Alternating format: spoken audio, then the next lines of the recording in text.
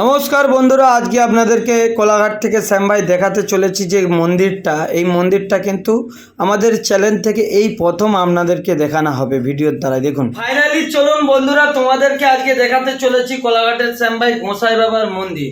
তো আমি কখনো কিন্তু যাইনি, আর গোসাই বাবার মন্দিরের কিন্তু অনেক মহত্ব রয়েছে।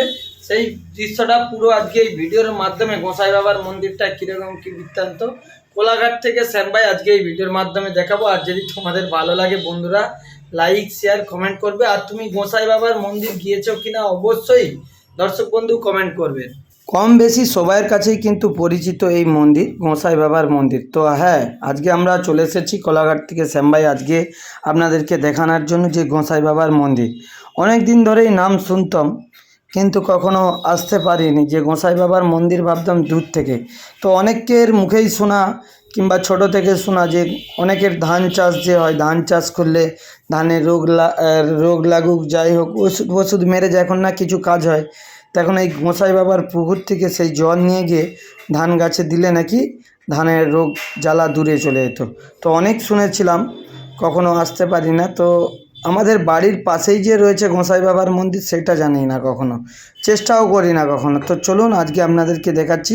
দেখতে পাচ্ছেন গোসাই বাবার মন্দিরে কি কি ঠাকুর রয়েছে, এবং এখানে মানুষ নাকি মানত করলে তাদের মনস্কামনা পূরণ হয়। তারপর এখানে তারা এসে চুল আদার্স যাবতীয় কিন্তু দিয়ে আসে। তো দেখতে পাচ্ছেন এটাই গোসাই বাবার মন্দির। অনেকগুলোই মন্দির রয়েছে, পাশাপাশি 2-3টা মন্দির।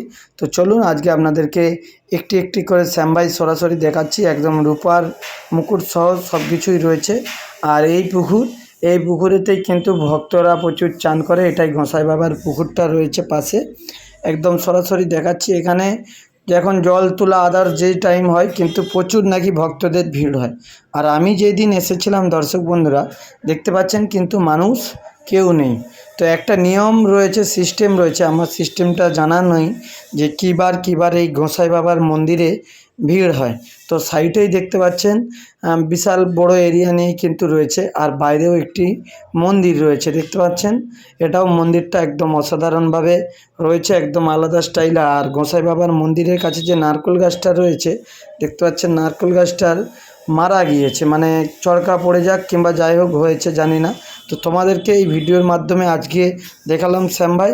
আশা করছি সবার ভালো লাগবে ভিডিওটা। আর ভিডিওটা যদি ভালো লাগে গোসাই বাবার মন্দিরে লাইক শেয়ার কমেন্ট করুন। আর যারা নতুন দেখছেন চ্যানেলটি ফলো করে রাখুন শ্যাম ভাইয়ের এরকম ভিডিও দেখার জন্য।